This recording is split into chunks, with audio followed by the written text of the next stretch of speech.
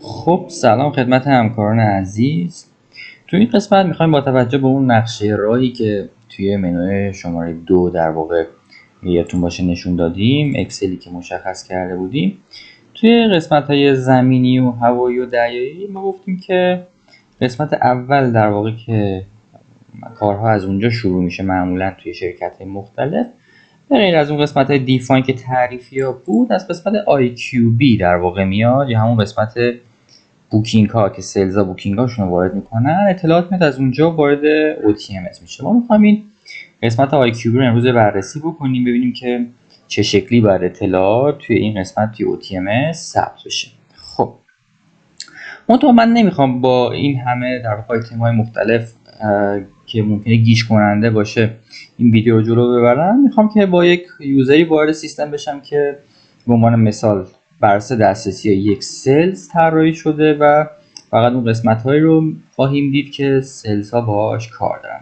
خب من با یک یوزر تستی به عنوان مثال این یوزرنیم پسورد وارد سیستم میشم و خب همونطور که میبینید دو تا ستون هستش که سلز ها توی OTMS باهاش کار دارن. یکی منوی اول که دیفاین هستش، یکی منوی دوم که قسمتی که بوکینگاشون رو وارد میکنن. اول تو منوی شماره 6 هم یه گزینه چنج پسورد هست. خب این آپشناله، میتونه استفاده کنم، میتونه استفاده نکنم واسه تغییر پسورد. خب از منوی اول با توجه به اون اکسلی هم که گفته بودیم، دو تا گزینه هست، دیفاین انتیتی و لان، که قراره توی دیفاین انتیتی مشتریاشون رو تعریف بکنن و همچنین ایجنت هاشون رو، حالا اون ایجنت هایی که ازشون در واقع نرخ خرید رو دریافت میکنن. توی منوی قسمت دوم توی لاین هم قراره خطوطی که در واقع باهاشون کار میکنن رو وارد کنن. دیفاین پورت هم تعریفی نیست، در واقع میتونن اون بنادری یا مقاصدی رو که توی سیستم میخوان استفاده بکنن رو اونجا جستجو بکنن در واقع. خب توی منوی دوم هم قسمت IQB بای اند سل رو داریم که اطلاعات اون بوکینگ و نرخ‌های خرید و فروششون رو وارد میکنن و تو قسمت جاب پروگرس ریپورت هم میتونن گزارش بگیرن از اون اطلاعاتی که ثبت کردن. خب من میام تو قسمت دیفاین انتیتی، میخوام یک مشتری رو در واقع توی سیستم تعریف کنم.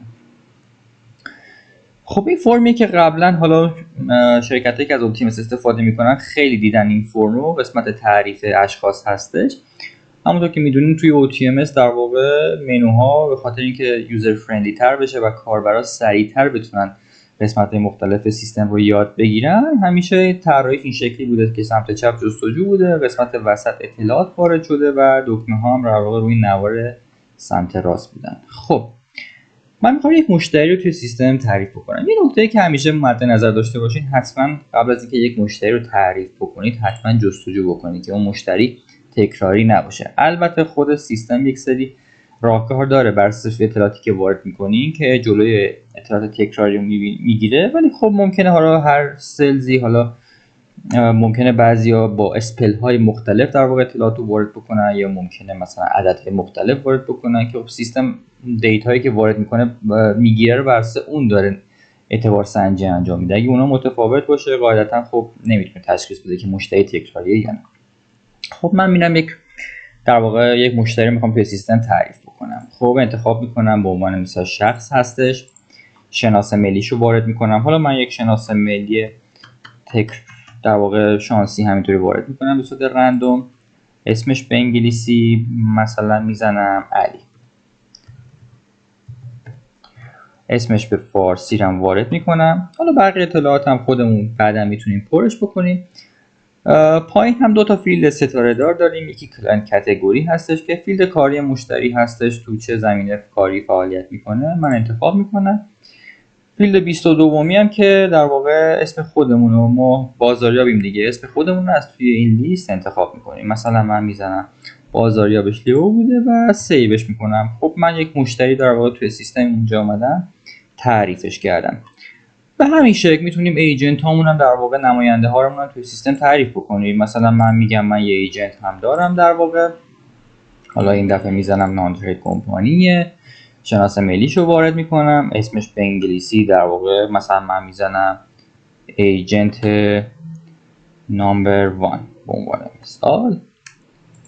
اینجا فارسیشم نماینده شماره 1. و بقیه اطلاعات پر میشه اینجا. من تلفنش رو یه شماره تلفن همین شکلی وارد میکنم، فیلد کاریشو نمیدونم، بازاریابشم خب مشتری شرکت میتونه باشه، در واقع ایجنت شرکت میتونه باشه یا ایجنت حالا یک بازاریاب.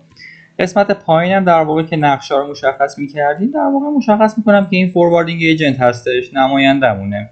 خب به این شکل ما میایم اینجا، پس کلی اشخاص و شرکت ها رو با هر نقشی که دارن تعریف میکنیم. تو قسمت بعدی قسمت دیفاین لاین هم که خطوطمون رو تعریف میکنیم. دوباره اینم به همین شکل اول یک سرچ انجام میدیم و بعد خطمون رو تعریف میکنیم. من یه خطی تعریف میکنم به عنوان مثال میزنم OTMS لاین، کاملا تستی هستش اطلاع.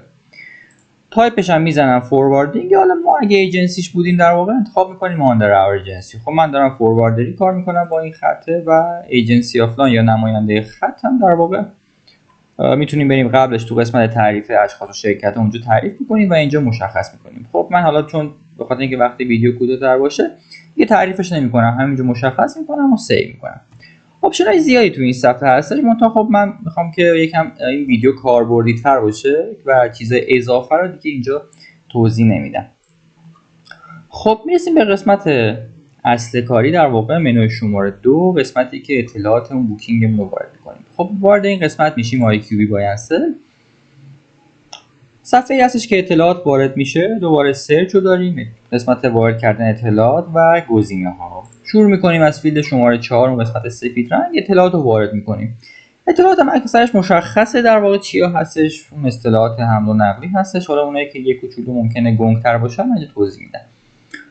بوکینگ فایل نامبر رو داریم، شماره رفرنس های داخلی خودمون هستش. ممکنه هر شرکتی با توجه به اون نیازش در واقع یک سری شماره رفرنس برای خودش تعریف بکنه. مثال من شماره رفرنس دارم این شکلی، اول اسم خودم رو وارد میکنم، بعد میگم مثلا بوکینگ شماره 120 میمه و مال ماه مثلا می هستش، ماه وارد میکنم. گزینه بعدی لاین بوکینگ نامبر، اگر از اون لاین رفرنس گرفته بودیم وارد میکنیم. بعد حالا فیلدهای کلاینت و بوکر کلاینتمون رو وارد میکنیم اینجا. نوع حملمون انتخاب میکنیم که چی هستش، وارداتی، ترانزیت داخلیه به عنوان مثال. عنوان کالاش حالا من مشخص میکنم، عنوان مثلا وود میزنم، چوب بوده. تعداد بسته بندی، نوع بسته بندیشو مشخص میکنم، گراس ویتش چقدر بوده و بقیه اطلاعات. موومنتش FCL بوده. یه فیلی داریم تحت عنوان تمپلیت که تمپلیت اون فرمت خروجی رو واسه ما مشخص میکنه که وقتی میخوایم یه کوتیشن یا اینکواری پرینت بگیریم چه لوگویی داشته باشه، چه ترم اند کاندیشنی داشته باشه، شماره حسابی، که اینو در واقع توی قسمت‌های دیفاین ها از قبل در واقع توی سیستم تعریف میشه. موقعی که OTMS در واقع خریداری میشه توسط اون نفر پشتیبان در واقع توی سیستم تعریف میشه اطلاعات. خب من میزنم از این تمپلیت استفاده کن. فریتش حالا کالکت، ترم حملش رو مشخص میکنیم، مبدا و مقصد. مثلا من فرض میکنم داره بارم از جبل علی داره میاد بندر عباس و ترانزیت داخلی داره میشه به تهران. و بقیه اطلاعات ایجنتمون هم میتونیم مشخص بکنیم. حالا این اطلاعات هم میتونیم مرحله مرحله پر بکنیم، ولی خب ستاره داره همون اولش اجباری هم. مثلا من اینجا فورواردینگ ایجنت رو نمیدونم که هستش، لاینم هم OTMS لاینه و سیو میکنم اطلاعاتو. خب من میخوام یک اینکواری، یک استعلام پرینت بگیرم بفرستم واسه چند تا ایجنت که ازشون نرخ‌های خرید رو دریافت بکنم. خب اینجا میبینید گزینه پرینت داره. پرینت رو که بزنم یک سری خروجی ها هستش، منتها هر کدوم از این خروجی ها مثلا اینجا نوشته اینکواری و تیک اینکواریش خورده شده باشه. خب اگه بخوایم کوتیشن پرینت بگیریم بعد تیک کوتیشنش خورده بشه. بوکینگ بخوایم پرینت بگیریم تیک بوکینگش بعد خورده بشه. در واقع اینا تیکایی هستن که اجازه میدن ما اون خروجی رو بگیریم. خب من تیک اینکواری رو میزنم، سیو میکنم و میتونم خروجی اینکواری از سیستم بگیرم. دیگه خروجی رو خودتون میتونید چکش بکنید. میفرستیم واسه ایجنت های مختلف، ازشون نرخ خرید رو در واقع دریافت میکنید و اینجا مشخص میکنیم ما ریتمون رو ریسیو کردیم، حالا میخوایم بریم اون نرخ مد نظرمون رو ست کنیم. اینجا میتونیم ایجنتش رو تغییر بدیم، بگیم آقا این ایجنت نامبر 1 ایجنتی بود که نرخ بهتری به ما داده و ایجنت مورد نظرمون هستش. میخوام برم نرخ ها رو وارد بکنم. یه قسمت هم اینجا داریم به نام باکس دیتیلز و دایمنشن دیتیلز که میتونیم تعداد کانتینر، اگه دریایی هستش تعداد کانتینر هایی که داریم بوک میزنیم، یا اینجا میتونیم دایمنشن بارمون رو وارد بکنیم که این فیلدایی که به این شکل هستش اینا هر کدوم دوبار کلیک بکنید یک صفحه دومی باز میشه که ما میتونیم اطلاعات اضافه تر رو در واقع اینجا وارد بکنیم. تو این آدر دیتیلز هم این رو داریم و حالا در ادامه اینا رو بررسی خواهیم کرد. خب من میخوام نرخ‌ها رو وارد بکنم. نرخ‌ها پایین صفحه، اینجا دوبار کلیک میکنیم صفحه نرخ‌ها باز میشه. من سرویس مد نظرمون رو انتخاب میکنم، فریت بوده. ریمارک که میشه توضیحات. خب باکس دیتیل زیاد نکردیم، قاعدتا همون گزینه خط تیر رو انتخاب میکنیم. خودش دیفالت عدد 1 رو میاره، یعنی یه دونه از این سرویس. نرخ خریدمون رو مشخص میکنیم، واحد پولش رو. این تیک VAT هم واسه اینه که ما بدونیم که خریدمون در واقع VAT داشته یا نه. نرخ فروشمون رو مشخص میکنیم، دوباره واحد پول و اد میشه و در نهایت سیوش میکنیم. اگه سرویس خاصی هم مد نظرمون بود که تو لیست نبود، دوباره تو قسمت سرویس ها جایی هستش که ما میتونیم این سرویس ها رو تعریف بکنیم. اون تا چون این به سلز بستگی نداریم، معمولا قسمت مالی این کار انجام میدن یا قسمت اپریشن.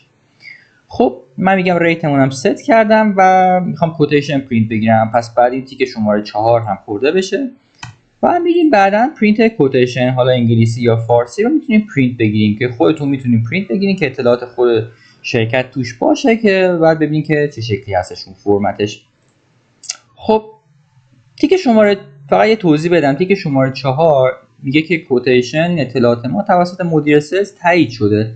مدیر سلز باید یا حالا یک نفری که این دسترسی رو داره باید حتما تایید بکنه تا ما بتونیم پرینت بگیریم. تیک شماره 5 یعنی تایید مشتری در واقع، یعنی مشتری هم به ما اوکی داده. و در نهایت تیک شماره 6 که تبدیل به بوکینگ میشه. من اینو سیوش میکنم در واقع و شماره بوکینگ به ما میده. شماره بوکینگ 25501 مشخص میکنه که این اولین بوکینگ سال 2025 هستش، همینطور اتوماتیک میره بالا. خب الان ما بوکینگمون رو ثبت کردیم، کارمون تموم شد. فقط تنها نکته‌ای که اینجا هستش، ما بعد از این مرحله اگه بخوایم تغییراتی اعمال بکنیم حتما باید این سه تا تیک پایینی در واقع برداشته بشه، چون تاییدیه ها هستش، تایید مدیر سلز، تایید مشتری و تایید بوکینگ شدن، اینا برداشته میشه، تغییرات اعمال میشه و دوباره همین روال برمیگرده. پرینت بوکینگ هم داریم با فرمت های مختلف که میتونیم استفاده بکنیم. پرینت بوکینگ با نرخ، پرینت بوکینگ بدون نرخ و الی آخر. و حتی این پایین نامه واگذاری کانتینر هم داریم که میتونیم ازش استفاده بکنیم. یه قسمت هم داریم اینجا جاب پروگرس ریپورت که قسمت گزارشگیری هستش. در واقع مثل هر گزارشگیری که در واقع توی سایت‌های مختلف یا برنامه‌های مختلف دیدین، یک سری فیلتر داره بر اساس تاریخ، بر اساس اسم بازار یا بر اساس اسم مشتری که میتونیم فیلتر بکنیم و گزارش بگیریم که اون اطلاعاتی که تو اون صفحه قبلی وارد کردیم و اینجا میاره و میتونیم به راحتی با خروجی اکسل گرفتن گزارش داشته باشیم. این گزارش رو هم میتونن سلز استفاده بکنن، هم تیم مالی یا حالا تیم مدیریت و غیره. خب این از قسمت سلز ها در واقع که اطلاعاتشون رو از مرحله اینکواری تا بوکینگ وارد میکنن. توی قسمت بعدی میخوایم بریم قسمت داکیومنتیشن و قسمتی که در واقع مربوط به اپریشن هستش رو با هم دیگه مرور بکنیم.